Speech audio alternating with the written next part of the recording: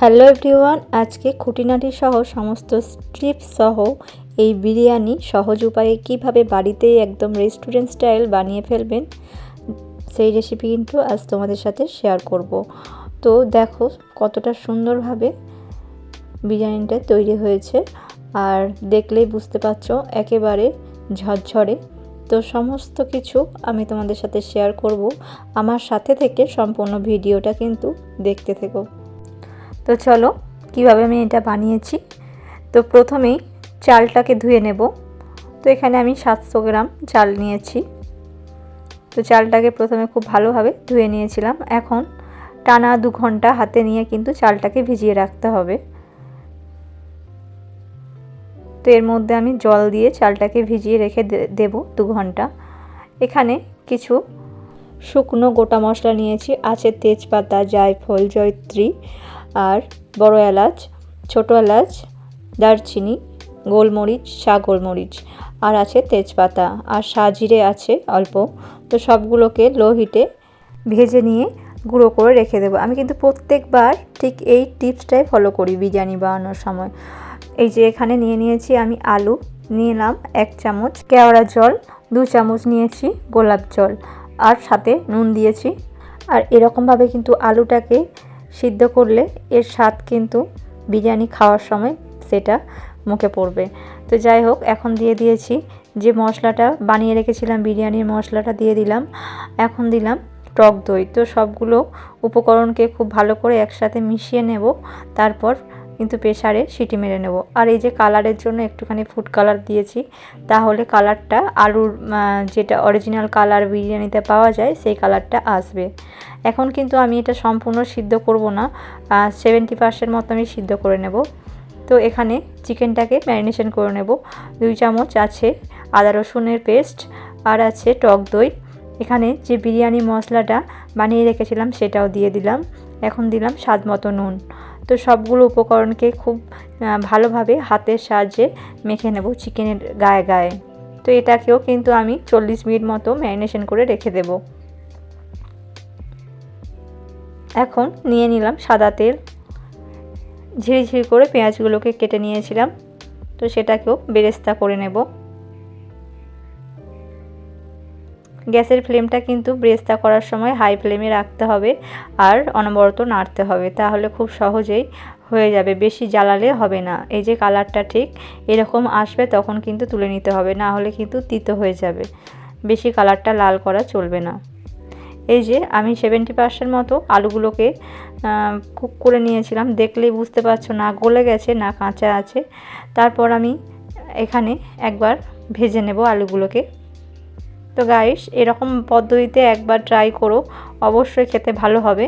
আমি যতবার বিরিয়ানি বানিয়েছি তো এরকমই বানিয়েছি। তো এটা হচ্ছে যারা অরিজিনাল বিরিয়ানি বানায়, তো বিরিয়ানির দোকান আছে একটা দাদা, তো আমার পরিচিত, তো আমি ওর কাছ থেকেই শিখেছিলাম ঠিক এই পদ্ধতিতে। এর আগে আমি অনেকবার বিরিয়ানি বানিয়েছি কিন্তু কখনো ভিডিও শেয়ার করিনি, তো এই প্রথমবার অল্প বানিয়েছিলাম বলে শেয়ার করলাম। তো যাই হোক বন্ধুরা, ম্যারিনেশন করা চিকেনটাকে দিয়ে কিন্তু ভালো করে কুক করব। এটাকেও কিন্তু ওই 70% মতোই আমি কুক করব। এখন দিয়ে দিলাম লঙ্কা গুঁড়ো,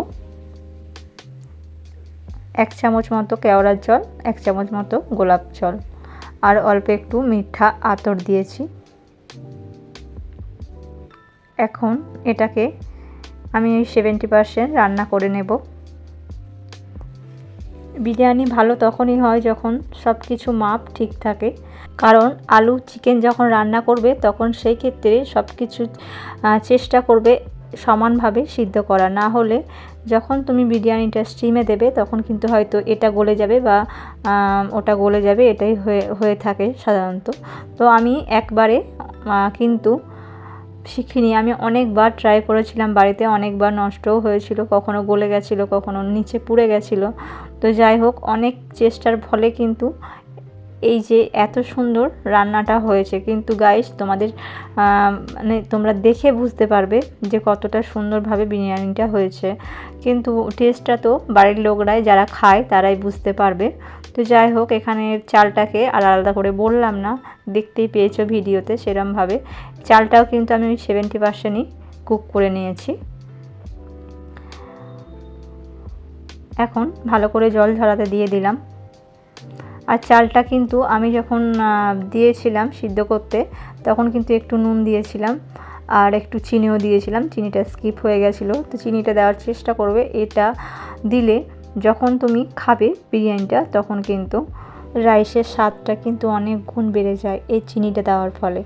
তো যাই হোক, দেখো এখন আমি কিন্তু পার্ট বাই পার্ট সাজিয়ে নেব। আশা করি নতুন করে বলতে হবে না, কারণ তোমার ম্যাক্সিমাম ভিডিও দেখে অনেকজন বানায়, আমিও ট্রাই করেছি আগে ভিডিও দেখে, কিন্তু ওই যে বললাম একটা দাদা আছে, তো দাদা বলতে আমার বরের এক বন্ধু আছে, তো উনি একবার বলেছিল এভাবে বানাবে, দেখবে খুব ভালো হবে। তো আমি ওই টিপসটা একবার ফলো করেছিলাম, তো খুব সুন্দর হয়েছিল খেতে।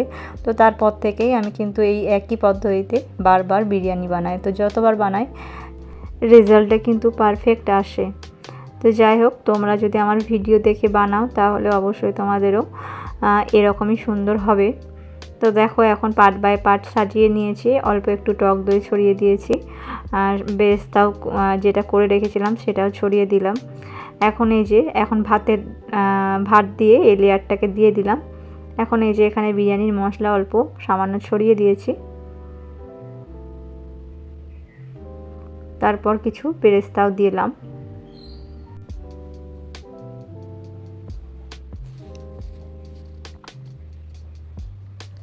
এখন এই যে লাস্টের লেয়ারটা দিয়ে দেব। এখন গরম মশলা একটু দিয়ে দিলাম, স্টার অনিয়ন দিয়ে দিয়েছি। এখন এই যে বেরেস্তাটা লাস্টে দিয়ে দিলাম। অল্প দুধের মধ্যে ফুড কালার মিশিয়ে রেখেছিলাম, সেটাকেও দিয়ে দেব। সব ভাতে কিন্তু ফুড কালার দিলে কিন্তু কালারটাও অন্যরকম হয়ে যাবে, অরিজিনাল যে বিরিয়ানির কালার সেটা আসবে না, সে পুরো ভাতটাই হলুদ হলুদ হয়ে যাবে। তো এইটা আমার একদম ভালো লাগে না, সেই জন্য আমি একটু একটু করে দিই, পুরো ভাতটার মধ্যে দিই না। তো যাই হোক, এই যে ঘিটা দেখতে পাচ্ছ এটা কিন্তু বাড়িতে বানানো ঘি, তো এটা আমার বাড়িতে না, এর আগে আমি ঘিয়ের ভিডিও দিয়েছি, যখন মার বাড়ি যায় তখন বানাই। তো যাই হোক, এটা কিন্তু কেনাই ঘি, কিন্তু বাড়িতে বানিয়ে যেটা বিক্রি হয় সেই ঘি। তো দেখো ফাইনালি বিরিয়ানিটা কিন্তু আমি 30 মিনিট স্টিমে দিয়েছিলাম, যেহেতু আমার অর্ধেক রান্না হয়েই গেছিলো সব কিছু। ফ্লেভারটা সুন্দর হওয়ার জন্য স্টিমটা দিয়েছিলাম। আর ফাইনাল রেজাল্টটা তোমরা দেখতেই পাচ্ছ, একেবারে ঝরঝরে হয় এইভাবে করলে। হেডেকটাও কম থাকে যে নিচে কাঁচা থাকবে কিনা বা তোমার পুড়ে যাবে কিনা। তো এইভাবে করলে কিন্তু তোমার বিরিয়ানিটা নিচে লাগবে না আর খুব সুন্দর হয়, ফ্লেভারটাও খুব সুন্দর আসে। তো বন্ধুরা, তোমাদের কেমন লাগলো এই ভিডিওটা অবশ্যই কিন্তু কমেন্টে জানিও। আর আমার বাড়িতে কিন্তু সকলেই ভালোবাসে কম বেশি, তো আমার বর অত ভালোবাসে না, উনি তো চিলি চিকেন ফ্রাইড রাইসই ভালোবাসে। আমার ছেলে আর আমি কিন্তু খুব ভালোবাসি বিরিয়ানি খেতে।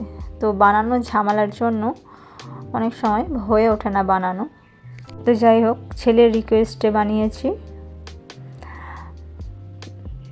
খেতে কিন্তু অসাধারণ হয়েছিল, একেবারে রেস্টুরেন্ট স্টাইল। তো ভিডিও তোমাদের কেমন লাগলো অবশ্যই কিন্তু কমেন্টে এসে জানিও। তো আমরা দুপুরের জন্য কিন্তু বেড়ে নিলাম, এখন খাওয়া দাওয়া হবে। তো তোমাদের কেমন লাগলো অবশ্যই কিন্তু কমেন্টে জানিও। আর যারা সাবস্ক্রাইব করোনি এখন আমার চ্যানেলে, তারা অবশ্যই সাবস্ক্রাইবটা করে দিও।